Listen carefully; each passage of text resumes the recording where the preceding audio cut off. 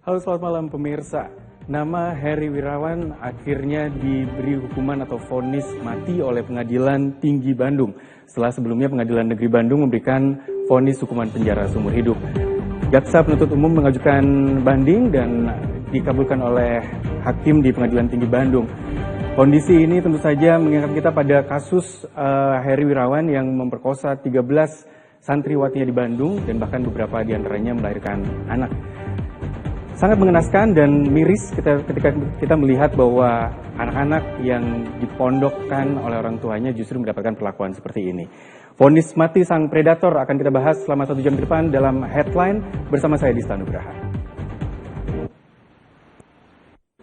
Humas Pengadilan Tinggi Bandung Jesaya Starigan menerima banding hukuman mati Heri Wirawan, terdakwa kasus ruda paksa 13 santri di Bandung.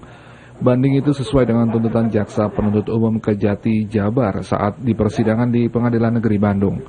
Menurutnya putusan tersebut sudah sesuai dengan perbuatan hukum terdakwa. Bagi terdakwa untuk mengajukan hal haknya yang sama masih diberikan terutama untuk mengajukan kasasi. Pada mulanya Heri Wirawan mendapat tuntutan dari Pengadilan Tinggi Bandung yaitu berupa hukuman mati dan kebiri kimia karena Heri Wirawan dengan keji telah meruda paksa 13 santri di Bandung. Tadi sudah kami share ya. Ya. Hasilnya apa? Hasilnya adalah hukuman mati. Jadi sesuai dengan tuntutannya Jaksa Penuntut Umum. Nah itu Pak, selain hukuman mati apa lagi Pak yang di dalam putusan banding ini? Itu secara lengkap ada di amarnya. Itu apa yang kita jelaskan? Ya. Tetap ya. Jadi masih ada hak-hak terdakwa untuk mengajukan kasasi maupun nanti sampai PK. Cuman kalau di Pengadilan Tinggi, Majelis Hakim Pengadilan Tinggi berpendapat yang cukup adil terhadap perbuatan terdakwa adalah hukuman mati. Hukuman mati dilaksanakan itu nanti melalui proses panjang ya. Kalau sudah mempunyai kekuatan hukum, tetap nanti yang eksekutornya adalah jaksa, bukan pengadilan lagi gitu. Berarti masih butuh proses lagi ya Pak ya? Masih butuh proses. Cuman pada dasarnya Pengadilan Tinggi itu tadi berkesimpulan hukuman yang paling adil untuk terdakwa adalah hukuman mati. Baik. Oke. Seperti diketahui, Pengadilan Tinggi Bandung dalam sidang dipimpin Hakim Ketua Majelis Heri Suwantoro menganggap tidak ada yang bisa meringankan hukuman dalam kasus ini. Terkait hukuman mati, proses hukum yang panjang akan berlangsung ke depan dan kelak jaksa akan menjadi eksekutornya. Ya, tentu saja dalam Headline saya tidak akan sendiri, pemirsa. Saya ditemani dengan narasumber saya yang sudah tergabung lewat Zoom. Malam hari ini saya ingin sapa ada Dr. Sukma Sahadewa, praktisi hukum kesehatan. Selamat malam, Dr. Sukma. Selamat malam, Mas Dista. Ya, selamat malam. Saya juga sapa ada Dr. Hendro Gunawan, spesialis jiwa, dokter spesialis jiwa. Dr. Hendro, selamat malam. Ya, selamat malam.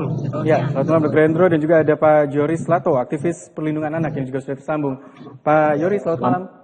Selamat malam.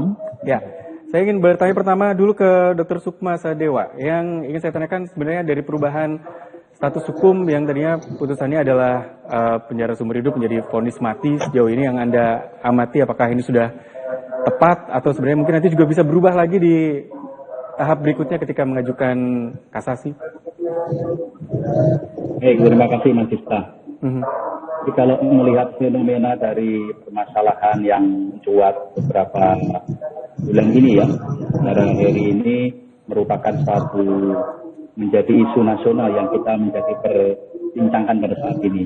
Ya. Pada persidangan yang ada di Bandung ini sebetulnya bahwa kita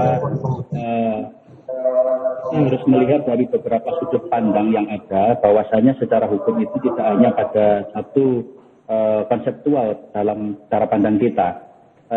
Meskipun hukum positif yang ada di Indonesia ini sudah mengatur semua hal terhadap kebaikan, terhadap perbuatan pada apapun yang ada di dalam negara kita ini, tentu ini menjadi salah satu yang harus kita pertimbangkan. Kalau sudut pandang dari korban, tentu ini menjadi sesuatu hal yang wajib untuk diterima bagi saudara Heri. Tapi kita juga melihat dari persepsi yang lain bahwasanya hukuman mati ini kalau di dalam KUHP itu tidak termasuk di dalam pencabulan, di dalam pedofili ini masuk di dalam hukuman mati.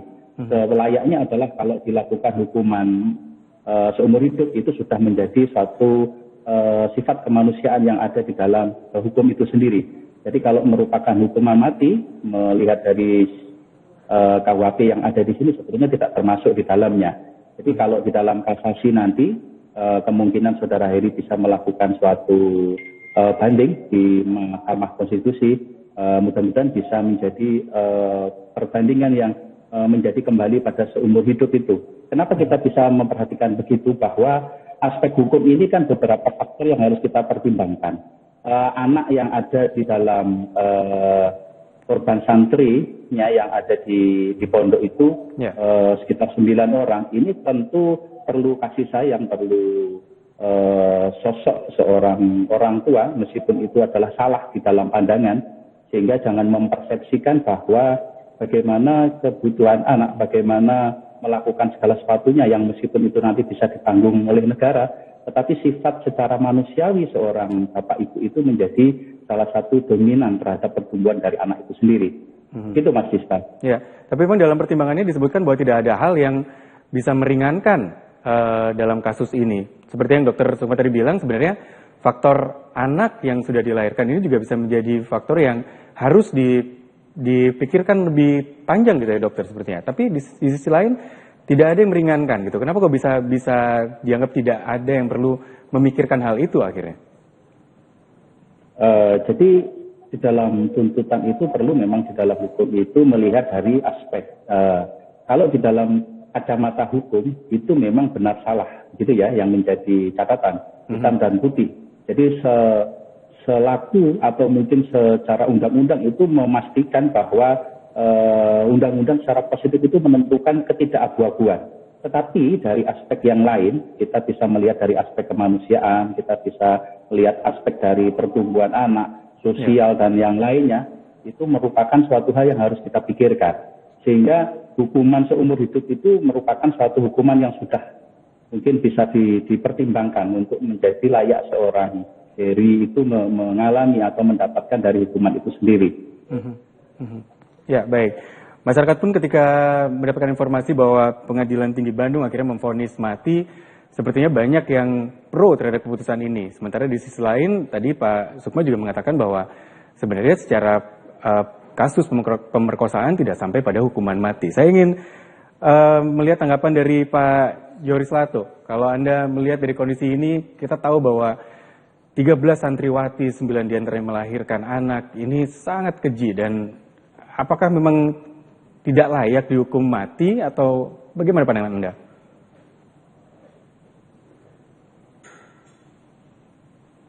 Pak Yoris, saya masih belum bisa mendengar suaranya, mungkin masih di mute tadi. Bisa dibantu sebentar Pak Yoris. Oke, berarti saya sudah bisa mendengar. Silakan Pak Yoris. Ya. Pada dasarnya saya sendiri tidak paham persoalan hukum. Jadi saya di sini bicara dari sisi korban. Artinya saya melihat bahwa kalau ngomong soal korban, penderitaan dia memang seumur hidup. Ketika dia mengalami kekerasan, maka dia akan menggendong persoalan ini selama hidupnya. Dan ini tidak pernah ada seorang pun yang mampu mengembalikan posisinya. Kasarannya begini, ketika dia seorang anak ini dia punya cita-cita ingin menjadi polisi atau dokter atau praktisi hukum atau apapun, maka di situ saja dia tidak mungkin akan mendapatkan apa yang dia inginkan. Kedua, setelah mendapatkan korban, tadi nomor satu ya, dia sudah kehilangan kesempatan. Kedua, dia mendapatkan stigma dari berbagai sudut. Seringkali di Indonesia ini kalau anak yang menjadi korban, apalagi yang kaitan dengan seksual seperti itu, yang dimunculkan adalah wajah kriminal anak. Oh bisa, orang bisa saja mengatakan, oh jangan-jangan si anak juga mau, jangan-jangan si anak juga merayu. Jadi, saya mau mengatakan bahwa hukuman seperti apapun bagi saya nggak ada urusan. Kenapa?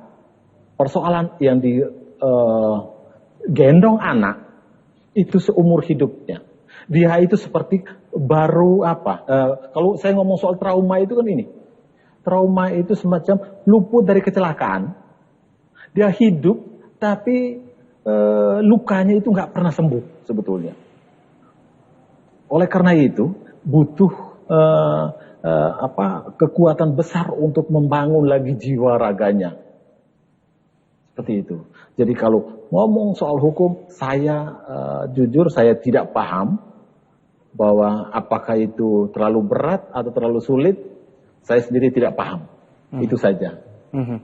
Faktor dari anak yang dilahirkan juga Pak Joris mungkin juga bisa memberikan tanggapan ya, mengingat dari 13 yang dilakukan pemerkosaan, 9 diantaranya dikabarkan juga melahirkan anak. Ini juga menjadi catatan gitu ya, karena anak yang dilahirkan juga tadi seperti Dokter Sukma bilang ya butuh mengetahui sosok ayahnya. Menurut Anda seperti apa? Iya, seorang anak pasti mencari sosok anak. Tapi pertanyaan, apakah anak bangga ketika tahu bahwa ibunya adalah orang yang diperkosa oleh bapaknya? Pertanyaan sederhana, apakah dia bangga? Atau apakah seorang anak bangga ketika dia tahu bahwa orang ini sudah meniduri 12 orang? Apakah anak bangga? Itu menjadi pertanyaan penting yang perlu kita simak bersama.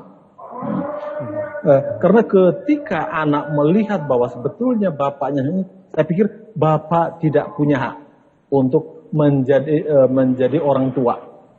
Karena dia tidak menjadi contoh yang baik untuk anaknya.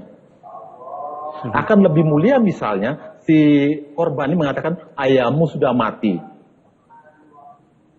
Saya tidak mengenal ayah saya itu lebih baik daripada saya katakan bahwa ayah saya adalah seorang pemerkosa. Mungkin seperti itu. Ya, baik. Dokter Sukma mungkin bisa memberikan tanggapannya, mengingat mengetahui ayahnya dengan catatan hukum yang sedemikian berat tentu juga bukan sesuatu yang layak untuk diberitahukan mungkin ke anak. Tapi nanti saya akan tunggu jawaban Dokter Sukma sesaat lagi setelah pesan berikut ini, pemirsa. Headline jeda terlebih dahulu, kami akan segera kembali untuk Anda.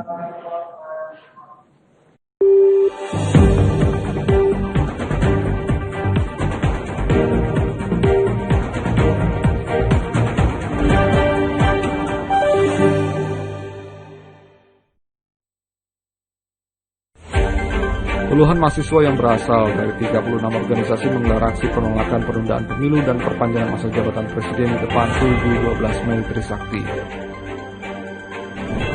Harga minyak goreng curah di pasar tradisional masih mahal. Salah satunya seperti di Pasar Dukuh Kupang, Surabaya. Untuk minyak goreng curah, harga di tingkat pedagang adalah Rp15.000 per kilo dan dijual dengan harga antara Rp18 hingga Rp20.000 per kilo. Yang pertama adalah negara Denmark dengan skor EPI sebesar 82,5%, menjadikan Denmark sebagai negara terbersih di dunia. Situasi pandemi yang mulai mereda di berbagai tempat menjadi kesempatan Bieber untuk mengadakan tur untuk album ini. Sehingga Justice World Tour bukan hanya sekedar tur untuk mempromosikan album Justice, melainkan juga gabungan dari 2 konser yang batal digelar sebelumnya.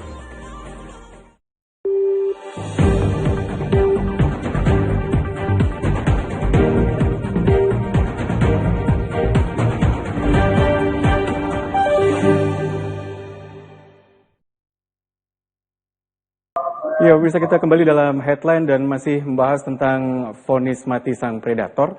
Dalam sesi yang pertama tadi sudah dibahas bagaimana pandangan-pandangan terhadap vonis mati ini, mengingat sebelumnya divonis seumur hidup. Tadi juga disebutkan bahwa ketika sang anak yang lahir dari kejadian pemerkosaan tersebut menjadi bahan pertimbangan juga, karena di satu sisi apakah ini masih butuh sosok ayah, sedangkan di sisi lain justru tidak perlu diketahui. Dokter Sukma mungkin bisa memberikan tanggapannya, karena ini juga bisa menjadi salah satu faktor pertimbangan hukum juga. Baik, jadi yang kita sampaikan tadi bahwa ada beberapa persepsi yang kita harus diskusikan di sini. Jadi diskusi yang ada di sini, perspektif yang ada kita harus lihat dari segala sumber yang ada. Contohnya barangkali kita bisa melihat kondisi dari Heri juga, bahwasanya melakukan tindakan asusila sedemikian rupa banyaknya, kemungkinan ini adalah ada kelainan di dalam kesehatannya juga. Lalu kita lihat, mungkin ada tes-tes yang bisa dilakukan, mungkin nanti Dr. Hendro bisa menyampaikan hal ini berkaitan dengan melakukan perbuatan yang perbuatan asusila dengan anak di bawah umur berkali-kali. Ini merupakan suatu kelainan kejiwaan yang perlu kita lakukan untuk melakukan keringanan di dalam hukuman mati tersebut. Barangkali bahwa bila mana dilakukan suatu pemeriksaan dan dinyatakan bahwa ada kelainan jiwa, tentu ini yang harus kita lakukan, diobati dulu, baru kita lakukan persidangan berikutnya. Ini menjadi sosok yang harus kita lihat dari sisi kemanusiaan yang ada di dalam saudara Heri itu sendiri. Jadi artinya bahwa melakukan suatu kajian terkait terhadap hukuman mati ini harus ada beberapa aspek yang ada. Sebetulnya bahwa kontradiksi yang ada di dalam kitab Undang-Undang Hukum Pidana ya, di negara kita tidak banyak mengatur tentang hal ini berkaitan dengan hukuman mati yang pada seorang Heri ini. Jadi perlu kita garis bawahi bahwa perlakukan pada kemanusiaan yang ada, meskipun itu mengalami suatu perbuatan melawan hukum atau perbuatan yang bisa mengakibatkan tadi disampaikan oleh Pak Joris resiko-resiko kepada pertumbuhan anak, pada sosial, pada keluarga yang ada, tetapi harus ada kita pengkajian secara detail, secara keseluruhan apa yang menjadi aspek sehingga terjadi suatu sebab akibat yang dilakukan saudara Heri tersebut. Begitu Mas Puspa. Coba kita langsung, saya ingin tanya ke Dr. Hendro Gunawan. Masih bersama saya Dr. Hendro. Menurut Anda apakah catatan yang ini sangat keji, ini harus bisa dicek lebih dalam lagi untuk faktor kejiwaannya? Iya. Pak, saya Indro Rianto ya. Oke, Dr. Hendro, baik. Nanti kita revisi. Gunawan ya. Iya. Jadi memang betul tadi Dewa juga katakan ya, bahwa sebetulnya apakah sudah si Heri tadi dilakukan pemeriksaan yang sangat mendetail ya tentang kejiwaannya. Yeah. Karena ini sangat penting. Ya, di mana seseorang bisa melakukan hal-hal seperti itu kan di luar nalar kita ya. Yeah. Apakah ada kelainan, mungkin pedofilia atau yang lainnya, dan lain sebagainya, itu yang memang masih perlu dilakukan pemeriksaan lebih detail sebetulnya. Menurut saya loh ya. Jadi, saya tidak tahu persis apakah sudah dilakukan pemeriksaan itu. Nah, harusnya sebelum dilakukan, diputuskan itu, diberikan perlakuan khusus tadi, pemeriksaan yang lebih detail, ya. Karena ini sangat kompleks dan ini sangat berat memang masalahnya. Ya, kalau si Heri tadi dihukum mati, tentu si korban tadi akan kehilangan sosok bapak ya. Kemudian anaknya yang dilahirkan kehilangan sosok ayah ya. Meskipun ayah itu mungkin dianggap kurang baik dan sebagainya, tapi bayi yang dilahirkan tadi kan pasti bermasalah. Ya, seperti tadi Pak Yayus katakan, problem dari anak-anak yang dilahirkan tanpa ayah, tentu ini menjadi problem tersendiri. Apalagi itu kan banyak sekali ya, tidak hanya satu. Ya, dan ibunya itu pun juga masih remaja. Ya, kita lihat santri-santriwati tadi masih remaja semuanya. Belum termasuk orang yang betul-betul matang di dalam untuk mengasuh anak-anaknya nantinya. Ya. Jadi ini memang sebenarnya perlu dipertimbangkan lebih jauh lagi. Ya, kalau emang ada kelainan kejiwaan tentu ya putusannya ya terapi. Ya, tidak ada lain kecuali terapi ya. Itu menurut saya. Ya. Dr. Hendro, kalau Anda sebagai dokter spesialis jiwa, pedofilia sendiri sebenarnya bisa didefinisikan dan dicirikan yang seperti apa? Dan apakah memang kasus ini bisa kita katakan, kita curiga bahwa ini sebenarnya ada kelainan jiwa di sana? Iya, sebetulnya pedofilia sendiri itu sudah termasuk dalam golongan gangguan kejiwaan. Ya, di dalam PPTGJ sudah disebutkan itu memang ada. Namun demikian memang tidak mudah untuk terapinya, ya. Jadi kita ya perlu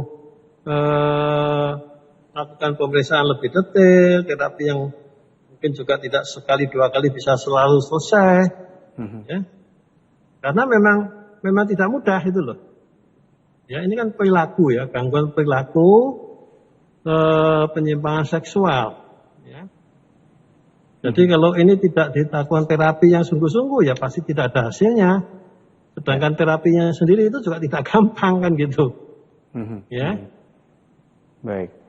Oke, Gitu. saya ingin tanya pandangan dari Dr. Sukma. Tadi Dr. Hendro bilang bahwa ya ketika ini adalah pedofilia itu sudah masuk dalam gangguan kejiwaan. Dan kalau kita lihat dari sisi hukumnya, ketika orang memang sudah dinyatakan mengalami gangguan kejiwaan, ini kan tidak bisa menerima vonis seperti ini ya berarti ya Dr. Sukma ya? Iya. Jadi makanya bahwa apa yang kita diskusikan ini bukan berasal dari satu aspek saja, dari beberapa aspek yang kita lakukan. Kalau menurut Undang-Undang Nomor 23 Tahun 2002 tentang Perlindungan Anak, di situ sudah disebutkan bahwa bila mana terjadi tindak pidana pedofilia, itu dihukum 3-10 tahun penjara atau mungkin maksimal dari 15 tahun penjara. Artinya di sini sudah memberikan suatu perlindungan yang ada terhadap para pelaku pedofilia ya, memberikan suatu konsepsi terhadap perbuatan itu sudah dilakukan sebagai hal untuk diganjar ya, hukuman sedemikian rupa itu. Tetapi sampai ke hukuman mati yang dilakukan pada saat putusan pertama itu karena beberapa kali dan di bawah pengampuan dari seorang Heri ini. Jadi karena santriwatinya, jadi ini yang mengakibatkan keberatan beberapa hukum yang ada di sana. Dan berapa banyaknya ini hampir 13 santriwati yang ada di sana. Tapi kalau kita lihat dari ceritanya bahwa pada saat dia melakukan perbuatan itu ada yang menyampaikan bahwa itu perbuatan yang sama dengan suka ya, sama sukanya gitu ya, karena ada dilakukan di tempat hotel dan sebagaimana. Ini menjadi pertimbangan juga bahwa adanya bahwa perlakuan atau perbuatan yang dilakukan itu memang salah ya. Jangan sampai nanti kita menyampaikan bahwa tidak setuju dengan hukuman mati dikira kita membantu saudara Heri, bukan, tetapi ini konsep yang kita bisa diskusikan bersama-sama. Dari segi kesehatan tadi sudah disampaikan bahwa kemungkinan ada kelainan yang dirasakan bahwa kalau orang melakukan suatu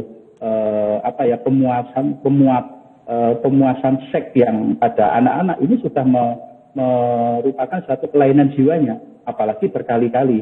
Tentu ini harus dilakukan suatu kajian yang saya sampaikan Dr. Hendro tadi. Tetapi dari aspek yang ada bahwa apapun yang dilakukan orang tua itu tidak ada katakanlah itu sebagai bekas orang tua ya atau mantan dari orang tua. Apapun yang menjadi kesalahan itu seorang orang tua itu menjadi sosok meskipun baik atau buruk yang dilakukan oleh orang tuanya itu kita bisa memberikan satu arahan kepada anak keturunannya itu sendiri. Jadi aspek-aspek hukum yang ada di sini ini yang kita bisa lakukan bahwa problematika yang ada di sini bahwasanya kajian-kajian secara detail terhadap undang-undang KUHP, undang-undang perlindungan anak atau mungkin undang-undang yang lain yang kita bisa diskusikan bahwa hukuman mati itu tidak menyelesaikan masalah, mengakibatkan ada permasalahan yang lain secara aspek sosial dan kemanusiaan yang tidak alami oleh para korban dari santriwati tersebut. Gitu Mas Gita. Saya ingin tanya ke Pak Joris Leto untuk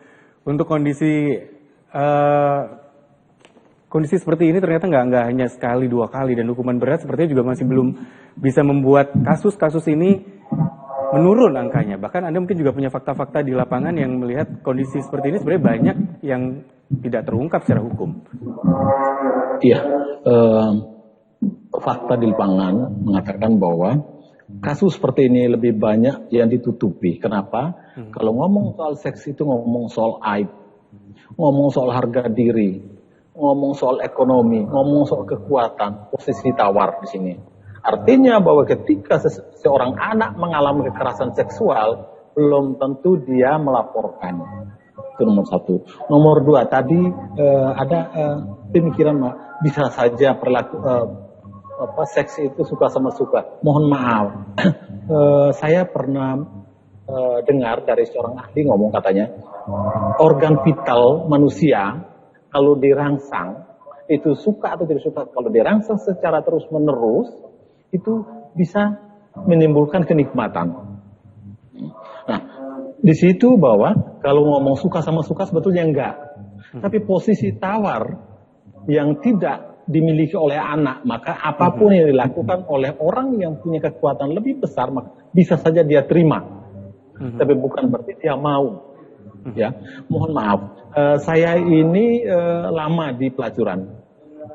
Mulai tahun 92 saya di pelacuran dan saya dekat sekali dengan mereka. Sudah puluhan ribu pelacur yang saya dekati. Nah, dari mereka saya simpulkan bahwa tidak ada seorang perempuan yang memberikan tubuhnya dengan ikhlas kepada seorang laki-laki kalau dia tidak mencintainya. Jadi apapun yang mereka lakukan ini kalau benar-benar mereka cinta. Kalau mereka tidak cinta ya tidak. Oleh karena itu saya pikir menjadi janggal kalau misalnya Pak Heri berpikir bahwa anak itu punya keinginan juga. Itu menjadi janggal. Tapi bahwa ketika organ reproduksi, organ seksualnya dirangsang, maka anak akan menerima. Oke. Dia akan merespon. Ya. Oke, baik. Kita lanjutkan lagi diskusinya nanti bersama dengan narasumber saya. Pemirsa, headline jeda terlebih dahulu. Kami kembali setelah beberapa pesan berikut ini. Tetaplah bersama kami.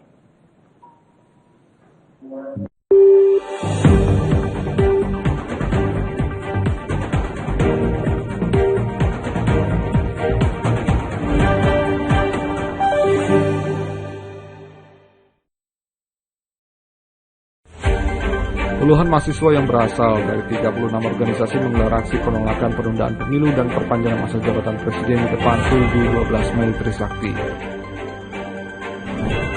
Harga minyak goreng curah di pasar tradisional masih mahal. Salah satunya seperti di pasar Dukuh Kupang, Surabaya. Untuk minyak goreng curah, harga di tingkat pedagang adalah Rp15.000 per kilo dan dijual dengan harga antara Rp18 hingga Rp20.000 per kilo. Yang pertama adalah negara Denmark dengan skor EPI sebesar 82,5% menjadikan Denmark sebagai negara terbersih di dunia. Situasi pandemi yang mulai mereda di berbagai tempat menjadi kesempatan Bieber untuk mengadakan tur untuk album ini. Sehingga Justice World Tour bukan hanya sekedar tur untuk mempromosikan album Justice, melainkan juga gabungan dari 2 konser yang batal digelar sebelumnya.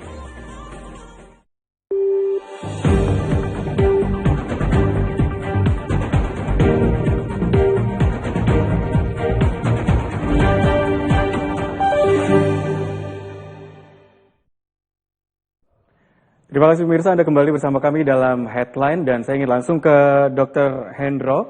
Mungkin bisa juga memberikan tanggapannya terhadap penjelasan yang tadi sempat dijelaskan oleh Pak Joris Lato bahwa ya kalau rangsangan seksual dilakukan terus-menerus ya memang tetap akan menimbulkan kenikmatan. Hanya saja siapa yang lebih berkuasa menggiring dari anak-anak yang bisa dikatakan tidak bisa mengelak gitu kondisi yang diciptakan oleh mereka yang membawa atau menciptakan kondisi itu.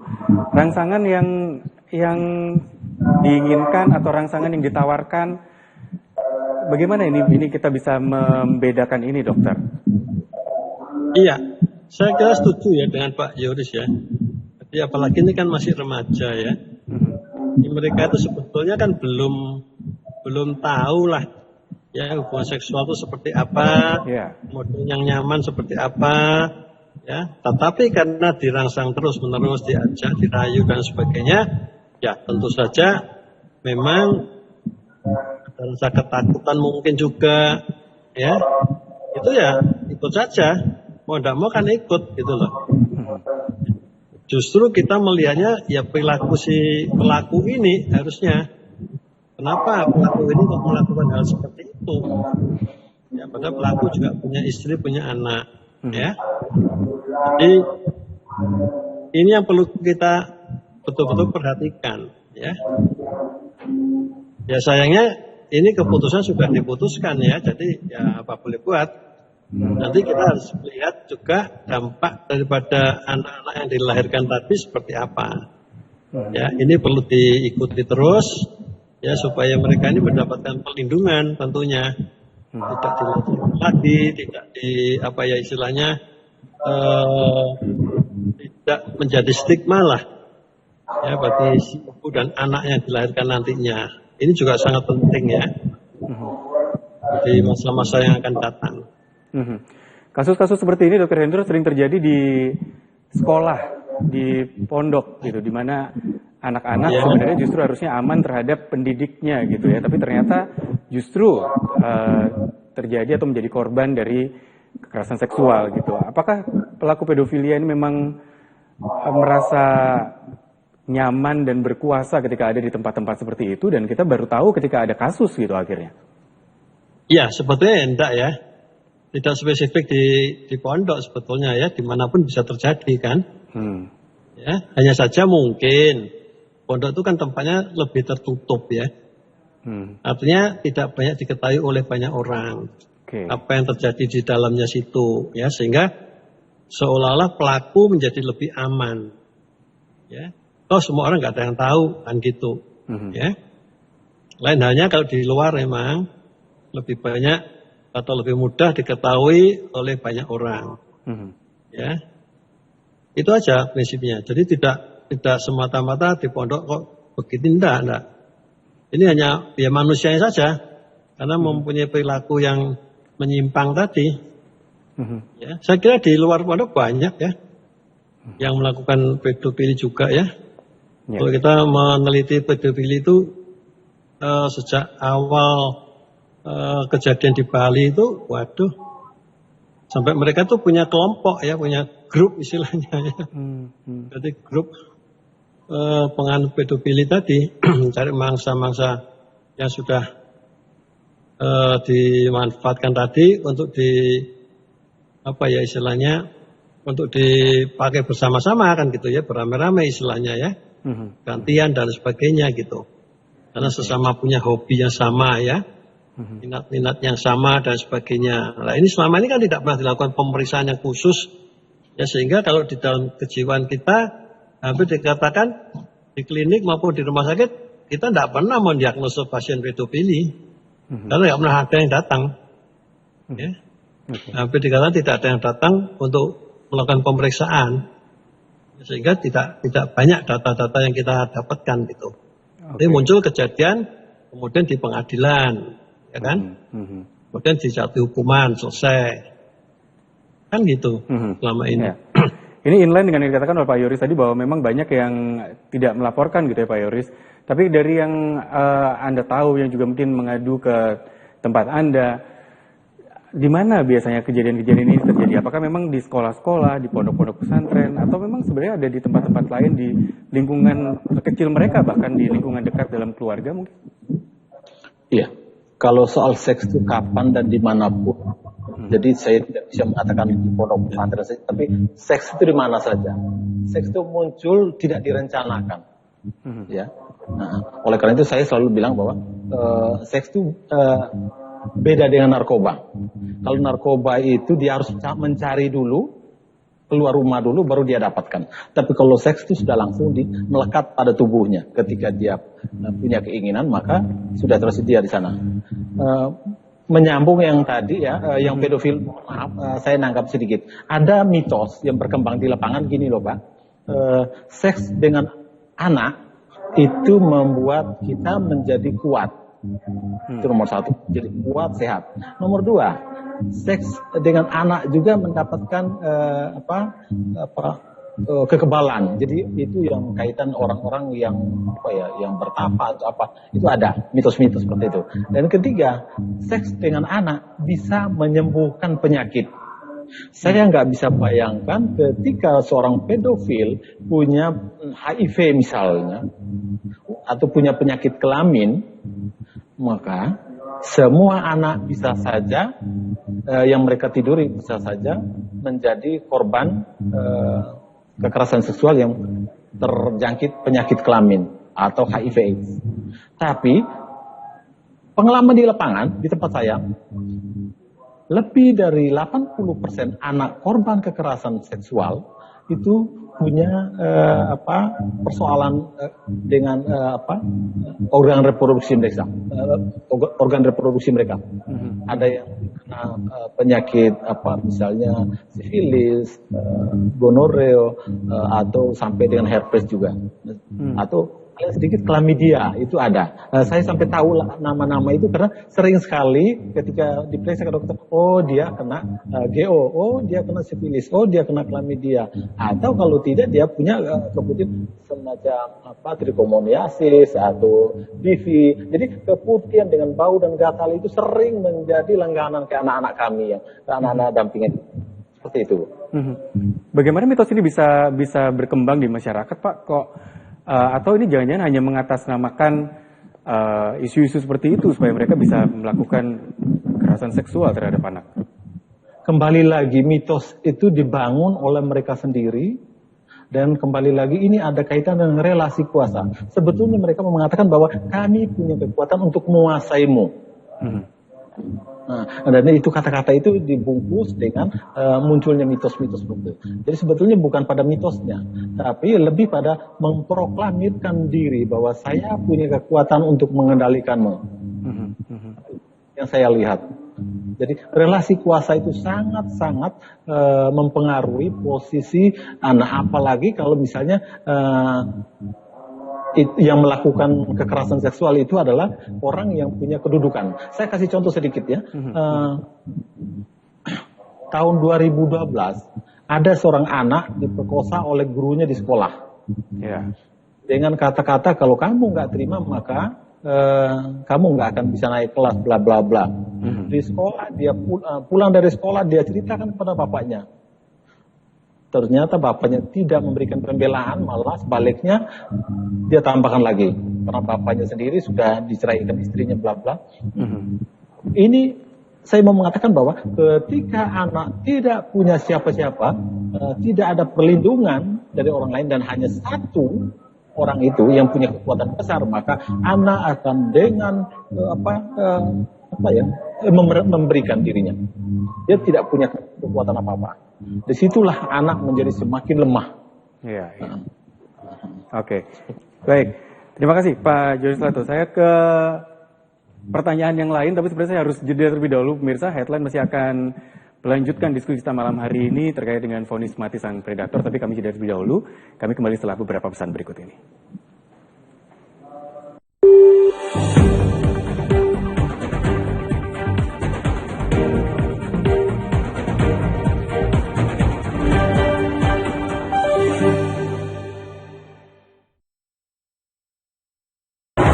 Air zam-zam ini sekarang ya, tadi air zam-zam datang dari 3 arah. Contoh dari dalam. Datang dari 3 arah. Iya, datang dari 3 arah. Kalau tidak datang di 3 arah itu tidak jadi air zam-zam. Kita ada di spot where I'm supposed to be Dreamer, but I have no idea where she is. Kita cari dulu. Akhirnya ketemu Dreamer, guys. Say hi to Indo. Halo. We're gonna go eat first, but kita nggak tahu mau makan di mana. Selamat datang di era virtual. Seminar virtual, meeting group virtual, gathering sales virtual, wedding virtual, dan wisuda virtual. Semua didukung dengan multi-sosial media platform streaming. Kualitas high definition kamera, teknik broadcast profesional. Kami suguhkan kreatif konsep untuk menjawab kebutuhan Anda. Konsultasikan virtual konsep Anda dengan kami.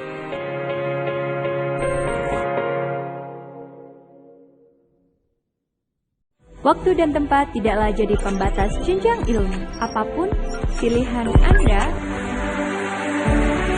kita siap mewujudkannya.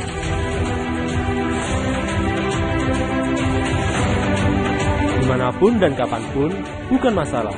Dunia kerja dan industri siap menerima Anda. ITAX, unggul, inovatif, dan bertaraf internasional.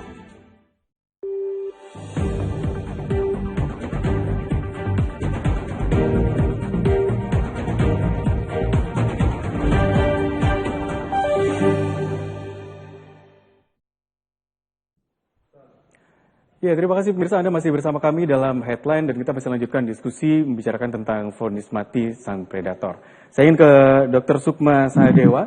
Kalau tadi Pak Joris sudah mengatakan bahwa ya relasi kuasa ini sangat menjadi kunci gitu ya, kejadian-kejadian pelecehan seksual terhadap anak. Nah, kalau tidak dihukum berat, ini akan terjadi lagi gitu. Karena ya baru akan terungkap kondisi kejiwaannya ketika ada kasus gitu kebanyakan.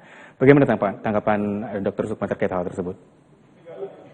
Kalau di dalam arti bahwa perbuatan ini adalah perbuatan yang sangat tercela, artinya bahwa dengan hukuman yang berat itu menjadi efek jera kepada pelaku yang lainnya yang akan melakukan hal itu. Tetapi dari permasalahan ini bahwa kita harus mengkaji secara detail keterkaitan terhadap permasalahan hukum yang lainnya. Bahwasanya ketika dilakukan permasalahan ini terjadi, tentu pijakan-pijakan terhadap perundang-undangan itu yang kita pijak nantinya. Dari hukuman mati yang divonis oleh saudara Heri ini sebetulnya bahwa konsideran terhadap undang-undang yang mana yang menjadi catatan kita tadi, bahwa kalau hukum itu kan ya putih, hitam, tidak ada unsur dari tengah-tengah antara itu. Tapi melihat dari situasi yang ada di sini bahwa memberikan efek jera kepada pelaku yang lainnya, ini yang kita harus setujui, kita harus acungi jempol secara maksimal. Kalau tadi adalah 15 tahun di dalam Undang-Undang Perlindungan Anak Pedofilia tadi, mungkin kita bisa memberikan satu revisi yang lebih berat lagi. Karena apa? Efek terkait terhadap permasalahan pada kondisi anak ini yang kita harus pikirkan. Bahwasanya efek-efek domino yang ada, beberapa kajian yang kami baca itu bahwa proses terhadap perlakuan yang semacam itu, kemungkinan ya, anak-anak ini kalau tidak dilakukan pendampingan secara khusus, itu akan berakibat kepada perlakuan yang sama melakukan kepada orang lain. Jadi seperti efek balas dendam begitu. Yang ini yang harus kita waspadai.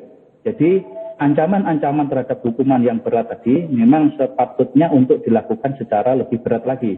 Tetapi dalam arti bahwa kita berbicara tentang konsep masalah hukuman mati, ini yang secara detail kita bisa memberikan suatu hak untuk kasasi lagi kepada Mahkamah Konstitusi agar sekiranya bahwa kembali kepada minimal kepada hukuman seumur hidup atau mungkin yang lainnya. Ini yang menjadi catatan kita. Karena pijakan-pijakan hukum yang berlaku di sini belum secara detail menuliskan dari efek dari permasalahan itu. Nah, yang paling penting sebetulnya Mas Dista, ini kita juga harus melakukan suatu upaya yang dilakukan oleh negara itu pada korban-korban yang mengalami hal seperti ini. Yang dilakukan oleh Pak Joris dan sebagaimana yang teman-teman yang lain, ini kita harus menyampaikan kepada pemerintah bahwa apa yang harus kita lakukan. Sehingga ada rumusan undang-undang secara khusus pada korban yang terkena masalah pedofilia yang mungkin sampai melahirkan dan sebagaimana mestinya itu diperlakukan dengan baik dan ada pendidikan serta kesejahteraan secara maksimal yang dilakukan oleh negara kita. Ini yang paling penting. Tapi efek yang sangat kita harus berikan pada orang-orang yang melakukan kekerasan seksual, terutama pada pedofilia ini harus dihukum seberat-beratnya. Nah, ini yang menjadi menarik juga kan, menjadi tarik ulur. Bila mana ada proses yang kita masih belum setujui, adanya reaksi pemberian zat kimia atau kebiri kepada pelaku-pelaku pedofilia ini. Sampai sekarang ini kan mungkin sudah disetujui dan sebagaimana sudah dirancangkan. Tetapi siapa yang melakukan ini? Ini kan konsep yang kita harus lakukan dan harus kita tuntaskan. Siapa yang melakukan? Kedokterankah atau siapakah atau bagaimana yang melakukan ini? Nah, konsep-konsep untuk rasa menakuti atau mungkin supaya mengantisipasi pelaku-pelaku pedofilia ini bertambah lagi sehingga memperlakukan bahwa kajian sanksi atau mungkin hukuman itu harus diperberat lagi. Begitu Mbak Dista. Baik, kalau Dr. Hendro mungkin bisa juga memberikan tanggapannya apakah ketika hukuman kimia dengan dikebiri seperti itu, ini juga bisa membuat secara kejiwaan mereka sembuh dari sisi pedofilianya atau seperti apa dokter? Iya, sebetulnya belum ada jaminan ya untuk kesembuhan ya. Ya, inilah yang jadi masalah kita bersama, bahwa kesembuhan itu tergantung banyak faktor. Ya. Apakah trennya memang faktor daripada dirinya sendiri sejak awal, orang-orang yang mempunyai tipe-tipe seperti ini ya, kelainan-kelainan penyimpangan seksual tadi, atau karena hanya lingkungan yang mempengaruhi. Nah, kalau lingkungan biasanya lebih mudah kan, jadi dialihkan lingkungan ke hal yang baik mungkin bisa langsung menjadi baik ya. Tapi kalau enggak, ya kumpulnya seperti orang-orang seperti itu ya akan kumpul seperti itu terus kan gitu ya. Karena memang masalah seksual itu agak pelitnya adalah itu adalah sesuatu yang aerosol ya, jadi yang menyenangkan ya. Jadi bagi semua orang kalau sudah menyenangkan ya itu akan diulang-ulang kan, ya. Artinya ya kesenangan inilah yang didapat. Nah kalau kesenangannya selalu didapat terus, ya akan diulang. Ya, dia tidak akan mau berhenti kan. Di mana ada kesempatan ya dia akan melakukan lagi, mengulang lagi dan seterusnya. Jadi saya kira memang ini perlu dia lakukan suatu pengkajian yang lebih dalam lagi ya. Harusnya memang ada satu tim khusus untuk mengkaji khusus ya. Bagaimana sih melihat kondisi pelaku, kemudian selanjutnya tentu seperti tadi kita katakan ya, untuk selanjutnya masa depan si santriwati dan anaknya tadi seperti apa nanti, pendampingannya bagaimana, apakah dibiarkan itu saja atau ya betul-betul didampingi secara baik ya untuk kehidupannya, untuk kelangsungan mungkin pendidikannya, sehingga mereka menjadi orang-orang yang bisa mandiri, kan gitu. Tujuannya ke sana nantinya. Kalau mereka belum bisa mandiri, ya enggak bisa. Oke. Ya. Gitu. Oke. Saya tanya ke Pak Yoris Lato nih. Kalau tadi dikatakan bahwa Pak Dr. Suma bilang yang perlu dipikirkan juga adalah korbannya gitu. Nah dari yang mengadukan pada perlindungan anak, termasuk juga yang di tempat Anda gitu, korban-korban ini apakah bisa mendapatkan akses untuk terapi kejiwaan kah, atau mungkin secara psikologis mereka bisa bertemu dengan psikolog, bertemu dengan psikiater, supaya tidak terjadi efek domino, balas dendam dan sebagainya. Sejauh ini treatmentnya seperti apa kepada korban? Ya, bahwa ketika anak menjadi korban kekerasan, maka yang dipulihkan adalah nomor satu adalah persoalan kejiwaannya dia. Dorong kita untuk berdamai dengan masalahnya. Setelah itu baru kita ngomong soal fisiknya. Fisiknya dia disembuhkan. Misalnya dia hamil, dia tuntas, dia benar-benar sembuh. Kalau misalnya terkena penyakit kelamin, harus disembuhkan penyakit kelamin. Jangan sampai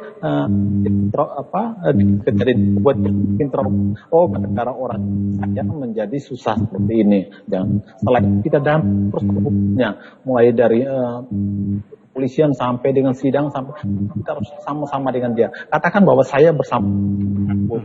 Lalu kalau soal pendidikan sekolah, kita dorong untuk dia sekolah. Apapun itu, tidak ada alasan misalnya demi nama anak di sekolah. Nah itu harus kita berjuang. Kali saya mengajak banyak jaringan untuk mendorong anak untuk kembali ke sekolah. Tapi yang jauh lebih penting sebetulnya bukan hanya untuk mendapatkan tentang konseling tadi. Saya juga melihat bahwa kali kita memberikan konseling kepada siapa? Pelaku. Kalau pada anak atau korban itu kita harus secara komprehensif. Demikian juga di pelaku kita harus memberikan konseling yang kesadaran kritis pelaku. Dia sudah melakukan kesalahan, dia harus berubah. Bahwa kalau hukum positif, nah itu urusan. Kalau saya enggak tahu, tapi bahwa kalau sampai hukuman mati, saya secara pribadi saya memang kasihan. Tapi bahwa haknya PH dalam memberikan putusan. Tapi kalau saya, bagaimana dia diterapi supaya nanti dia tidak mengulangi lagi kesadarannya. Bahwa ketika engkau melakukan ini, korban itu menderitanya seumur hidup. Akan sangat bahaya ketika kita melakukan penanganan terhadap korban itu hanya separuh-separuh. Ya hanya cukup ya udah kami sudah konseling, kami sudah semuanya sudah kami konseling. Ya tidak. Kalau ngomong soal korban itu harus komprehensif, benar-benar harus persoalan fisik, psikis, hukum, persoalan pendidikan, ekonomi, apapun semua harus sama-sama. Oleh karena itu harus banyak jaringan yang terlibat. Ya seperti itu. Oke. Jadi cukup tergambarkan bahwa betapa sulitnya untuk bisa merecovery dari para korban ini karena sangat komprehensif gitu seperti yang Pak Yoris Leto itu bilang. Dan yang catatan juga adalah terapi untuk pelakunya. Nanti juga saya akan ingin tanyakan ke Dr. Hendro, tapi sepertinya headline harus jeda terlebih dahulu pemirsa. Kami akan kembali untuk Anda saat lagi setelah beberapa pesan berikut ini.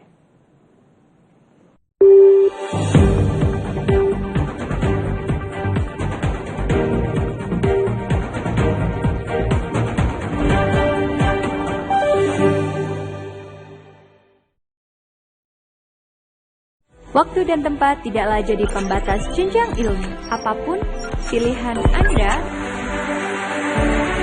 kita siap mewujudkannya.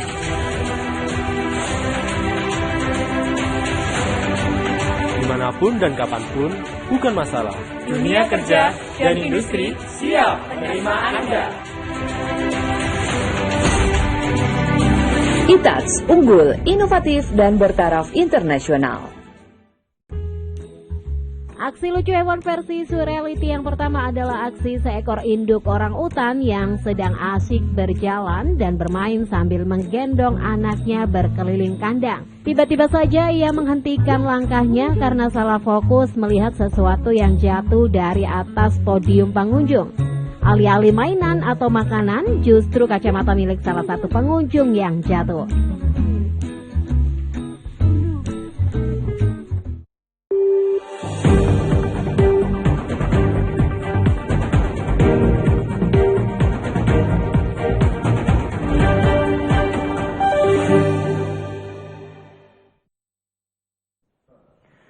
Kasus-kasus kekerasan seksual terhadap anak masih banyak terjadi di Indonesia.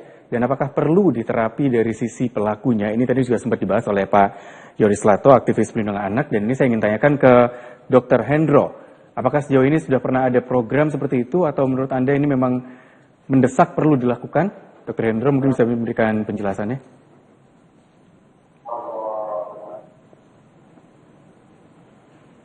Dr. Hendro masih belum bisa dengar suaranya. Oh ya, ya udah sudah masuk dokter, silakan. Jadi menurut saya ya sebaiknya begitu, meskipun kita tahu bahwa itu tidak mudah, ya. Jadi terapinya terapi perilaku kalau perilaku yang sifatnya perilaku yang dilakukan sehari-hari mungkin lebih mudah. Ya. Tapi kalau perilaku seksual ini memang tidak semudah apa yang kita dapat dari teori, ya. Jadi kita butuh waktu yang cukup panjang, kemudian pendekatan-pendekatan yang lebih baik. Bagaimana seseorang tadi akan merubah mindsetnya bahwa perilaku seksualnya itu tidak benar, ya. Artinya memang kita mencoba membenahi sedikit demi sedikit, ya. Ini yang perlu waktu panjangnya di situ. Jadi memang tidak mudah. Tapi sebaiknya ya, sebaiknya dilakukan terapi yang lebih khusus supaya paling tidak ada penyembuhan, ya. Manakala ini ada penyembuhan, tentu dia akan menyampaikan kepada teman-teman juga mungkin ya, bahwa oh aku sudah bisa sembuh, aku tidak ingin seperti itu lagi dan lain sebagainya, ya. Jadi kita akan luruskan, itu kan istilahnya kan penyimpangan ya. Namanya penyimpangan, namanya saja penyimpangan, menyimpang kan, harus diluruskan. Ya. Nah, untuk meluruskan ini memang perlu perjuangan yang berat memang, tapi ya harus kan gitu ya. Tanpa kita usahakan ya pasti nggak bisa. Ya, kita harus berusaha semaksimal mungkin dengan harapan akan ada suatu perubahan mindset ya, bahwa perilaku seksual yang dilakukan itu sudah tidak benar lagi, ya, harus dirubah. Baik, itu untuk yang sudah dinyatakan sebagai pelaku gitu dokter. Tapi bagaimana untuk kita bisa mencegah supaya orang juga tidak menjadi pelaku kekerasan seksual terhadap anak, mencegah supaya orang tidak menjadi pelaku pedofilia? Karena ya kita tahu mindset orang dewasa bisa lebih menguasai anak-anak, gitu, bisa lebih mempengaruhi. Ini supaya nggak terjadi lagi kasus seperti ini dan tidak membuat orang menjadi pelaku, meskipun ada ancaman hukuman yang cukup berat. Secara personal apa yang bisa dilakukan? Ya edukasi ya. Kalau menurut saya edukasi terus menerus. Ya, jadi kita memberikan edukasi kepada masyarakat tertentu bahwa ada penyimpangan seksual seperti ini yang tidak boleh dilakukan. Jadi harus ada itu. Dan itu edukasi itu terus menerus. Memang ya ini apakah kita mampu ya? Tapi ya kita harus lakukan kan gitu ya. Jadi melalui pendidikan di sekolah-sekolahan mungkin ya. Tapi ya kita akan sulit karena masalah seksual ini tampaknya si guru pun juga melakukan kan gitu ya. Ada guru yang melakukan seperti ini. Nah ini kan tambah repot ya. Memang ini sangat kompleks lah. Tapi ya memang harus kita lakukan. Ya, lakukan edukasi terus menerus. Mungkin melalui media-media sosial, melalui media-media yang lain ya. Itu harus terus menerus bahwa ini loh ada perilaku seksual yang tidak baik, yang tidak boleh atau tidak perlu dilakukan oleh kita ya, sebagai manusia. Ya. Jadi nanti kalau dilakukan ya ada ancaman-ancaman tertentu, mungkin hukumannya atau mungkin harus dilakukan terapi individual di tempat-tempat tersendiri. Ya, istilahnya kalau narkoba kan ada rehab, ya ada rehabilitasinya. Betul. Ini rehabilitasinya ya harus disendirikan juga. Tempat ini memang belum ada. Ya. Oke.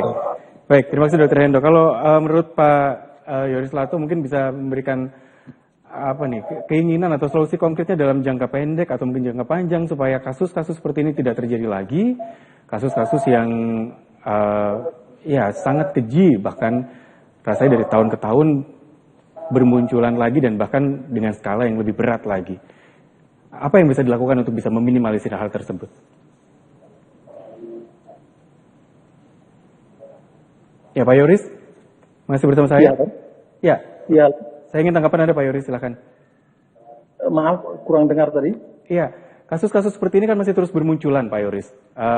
Kekerasan seksual terhadap anak dan bahkan dari tahun ke tahun ada saja yang skalanya semakin berat gitu. Sebenarnya apa yang bisa dilakukan, yang secara masif bisa dilakukan untuk bisa mengurangi kasus-kasus seperti ini supaya tidak terjadi lagi? Iya, nomor satu kampanye tentang hak-hak tubuh perempuan itu harus dijalani. Terus dilakukan secara terus-menerus supaya masyarakat tahu. Saya sepakat dengan dokter tadi bahwa pengetahuan masyarakat tentang hak atas tubuh perempuan itu ya memang harus terus digaungkan. Seperti itu. Jangan sampai hanya setelah ada masalah baru kita rame. Setelah ada masalah baru rame. Tapi itu harus terus-terus. Dan yang ini saya melihat kembali lagi ke persoalan korban tadi. Jangan sampai setelah kejadian ini tidak ada yang melakukan semacam monitoring dan evaluasi untuk melihat progres perkembangan mereka. Ya. Jadi dia benar-benar dipulihkan. Jadi harus ada badan khusus yang melakukan pengawasan bagaimana tumbuh kembang anak ini seperti apa. Apakah dia benar-benar sudah dipulihkan? Kalau restitusi, apakah benar-benar dia mendapatkan restitusi dari pelaku? Itu harus benar-benar terjadi. Itu, Pak. Baik. Dr. Sukma mungkin bisa juga memberikan tanggapan terakhir, apakah hukuman yang kemarin dijatuhkan oleh Pengadilan Tinggi Bandung, vonis mati, ini akan berlanjut ke kasasi kira-kira? Kemungkinan bisa ditempuh ya, karena itu menjadi hak seseorang di dalam permasalahan hukum ya. Masih ada upaya hukum yang harus dilakukan, itu menjadi hukuman paling berat ya. Tidak ada di atasnya itu lagi, sehingga kasasi bisa dilakukan lagi. Tapi prospek yang kita harus sampaikan bahwa permasalahan begini kan permasalahan secara kompleks atau holistik yang harus kita waspadai. Selain terapi dan rehabilitasi pada orang-orang yang berperilaku penyimpang begitu, tetap harus hukuman itu tetap dijalankan sebagai efek jera dari orang-orang yang melakukan tindakan seperti itu. Jadi tidak menghilangkan asas dari kemanusiaan, tetapi dari asas tindakan itu harus diperlakukan sebagai akibat dari perlakuan seperti itu. Nah, yang berikutnya bahwa yang harus kita pikirkan sebetulnya adalah rehabilitasi tadi dilakukan secara kontinu di dalam perlakuan terhadap tindakan entah di penjara ataupun yang lainnya. Ini menjadi substansi yang harus kita lakukan bersama-sama sehingga ketika nanti selesai di dalam hukuman itu bisa kembali kepada yang normal atau menyampaikan kepada golongannya ya gitu ya, yang menyebutkan atau mungkin orang-orang yang lain yang tadi disampaikan ada kelompok ataupun yang lainnya itu untuk menyampaikan secara edukasi bahwa itu adalah perbuatan yang tidak baik. Yang paling penting yang kita harus lakukan sebetulnya adalah ini merupakan suatu permasalahan hukum sehingga banyak korban orang tua maupun anak ya dari pedofilia ini yang takut untuk melaporkan. Ini secara hukum bahwa kami dari beberapa tim hukum yang ada itu kami siap untuk melakukan upaya untuk pendampingan. Jadi merasa bahwa ini adalah aib keluarga, kadang keluarga itu tidak mau melaporkan permasalahan semacam ini sehingga ditutupi sehingga menjadi resiko yang terus-menerus. Jadi perilaku-perilaku yang tidak baik pedofilia tadi menjadi perilaku yang terus-menerus karena merasa tidak ada laporan yang dilakukan oleh korban tersebut. Yang paling terakhir yang perlu saya sampaikan, bila mana itu sudah terjadi kaitan bahwa itu pedofilia, kita harus mendampingi. Bahkan sampai kalau punya anak ya, melakukan pedofilia, melakukan perkosaan sampai punya anak, sehingga harus ada konsepsi yang harus benar dilakukan oleh pemerintah di dalam bentuk perundang-undangan bagaimana melakukan suatu upaya pendampingan baik secara pendidikan, baik perilaku maupun secara kesejahteraan. Ini yang belum kita pikirkan sehingga perlu ada kajian khusus di dalam pelaksanaan untuk para korban yang melakukan seperti ini sehingga seimbang semua aspek itu tertangani dengan baik. Begitu Mas Des. Baik, terima kasih Dr. Sukma untuk ulasannya dan diskusinya malam hari ini. Mudah-mudahan juga ini bisa menjadi wawasan kita semua ya untuk bisa mencegah terjadinya kekerasan seksual pada anak. Dan tentu juga saya ucapkan terima kasih untuk Dr. Hendro dan juga Pak Joris Lato yang juga sudah bergabung bersama dengan Headline malam hari ini untuk diskusi kita terkait dengan vonis mati sang predator. Terima kasih pemirsa sudah bersama dengan Headline. Saya Dista Nugraha pamit. Kita jumpa lagi lain waktu dalam Headline. Selamat malam, sampai jumpa.